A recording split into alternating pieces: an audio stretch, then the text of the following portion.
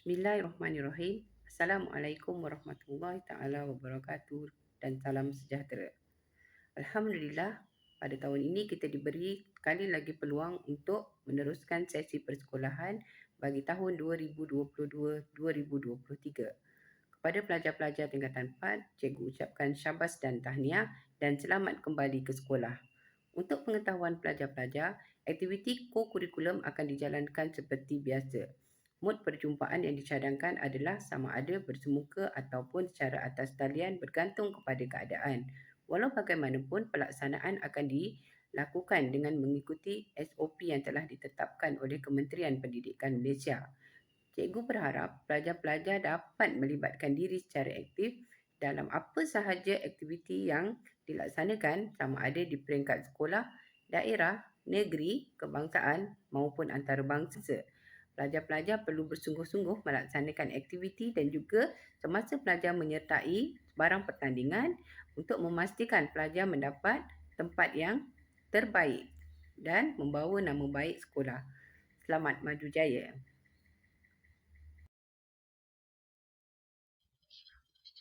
Pengurusan unit ko-kurikulum tahun 2022.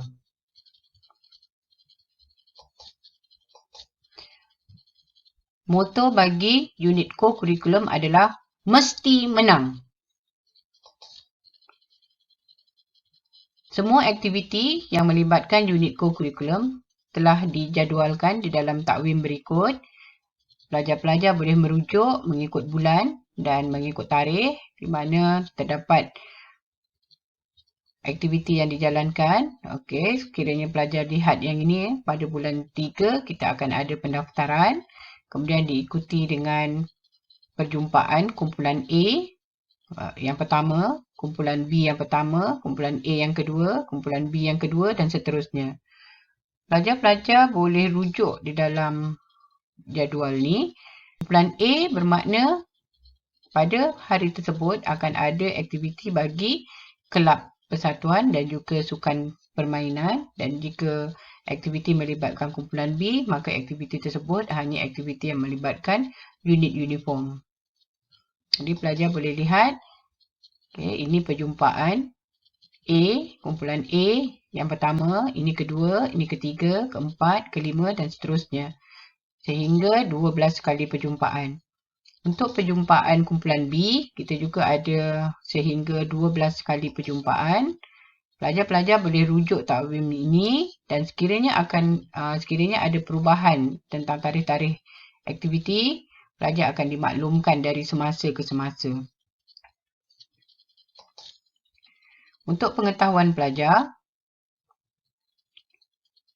pelajar-pelajar sesi pagi akan terlibat dengan perjumpaan selama 2 jam setiap minggu.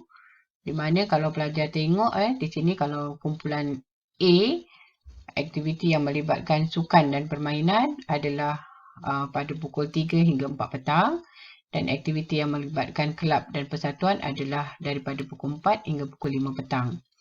Sekiranya pelajar hadir untuk aktiviti kumpulan B, pelajar akan hadir daripada pukul 3 hingga pukul 5 petang. Ini bermakna setiap kali perjumpaan adalah selama 2 jam sahaja.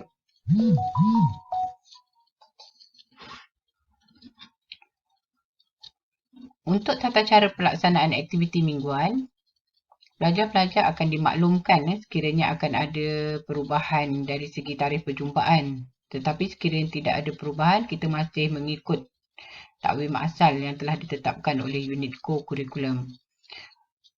Pelaksanaan aktiviti boleh sama ada dua mod, sama ada bersemuka ataupun secara atas talian.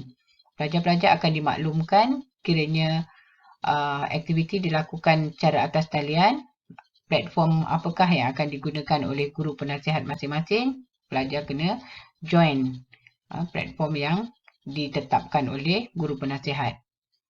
Untuk mencatat kehadiran, sekiranya pelajar hadir dalam perjumpaan bersemuka, maka kehadiran akan diambil pada hari perjumpaan.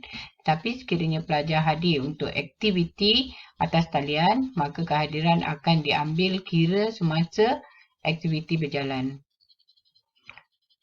Untuk setiap perjumpaan, perlu ada laporan perjumpaan, di mana laporan ini sebenarnya perlu ditulis oleh setiausaha di bawah bimbingan guru penasihat masing-masing.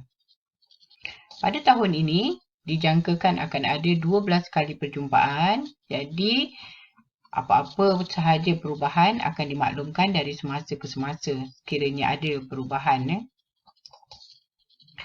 SOP yang perlu dipatuhi untuk pelaksanaan aktiviti mingguan adalah sekiranya murid-murid yang bergejala, yang mempunyai gejala, tidak boleh menyertai, tidak dibenarkan untuk menyertai aktiviti mingguan tersebut.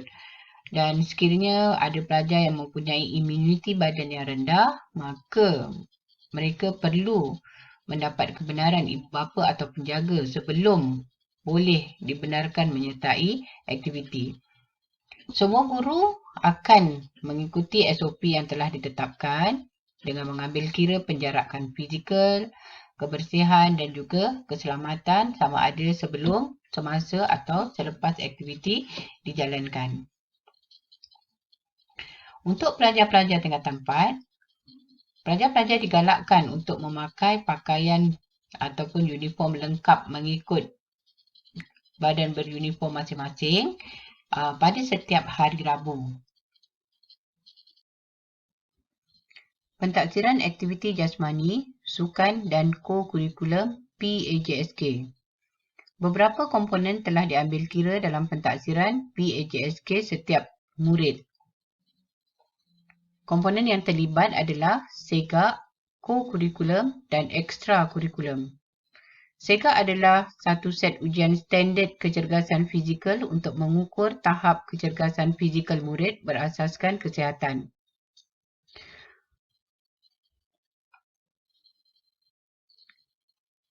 Untuk pentaksiran yang melibatkan komponen ko-kurikulum, pelajar-pelajar akan dinilai berdasarkan kepada aktiviti ko-kurikulum yang melibatkan kelab persatuan, pasukan badan beruniform dan juga sukan permainan.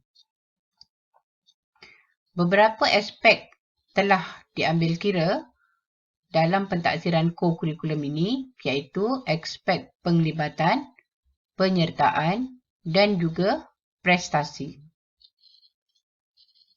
Berikut adalah aspek pentaksiran aktiviti utama yang pelajar perlu ketahui, di mana terdapat pemberatan yang berbeza dari segi markah. Jadi pelajar boleh lihat pencapaian menyumbang 20 markah, kehadiran 40 markah, komitmen 10 markah, penyertaan 20 markah, khidmat sumbangan 10 markah dan jawatan 10 markah. Pelajar-pelajar akan diberi markah berdasarkan kepada tiap aspek ini. Jadi pelajar-pelajar perlu mengetahui bagaimana cara pelajar-pelajar boleh mendapat markah yang tinggi berdasarkan aspek-aspek yang dinilai ini. Berikut adalah aspek aktiviti ko-kurikulum dan sukan yang membawa 110 markah, di mana untuk penglibatan, markah yang diperuntukkan adalah 50 markah, penyertaan adalah 40 markah dan prestasi adalah 20 markah. Jadi pelajar-pelajar boleh mendapat markah daripada setiap aspek ini, iaitu sama ada aspek jawatan, aspek penglibatan di peringkat yang tertentu, komitmen, khidmat sumbangan, kehadiran dan juga pencapaian.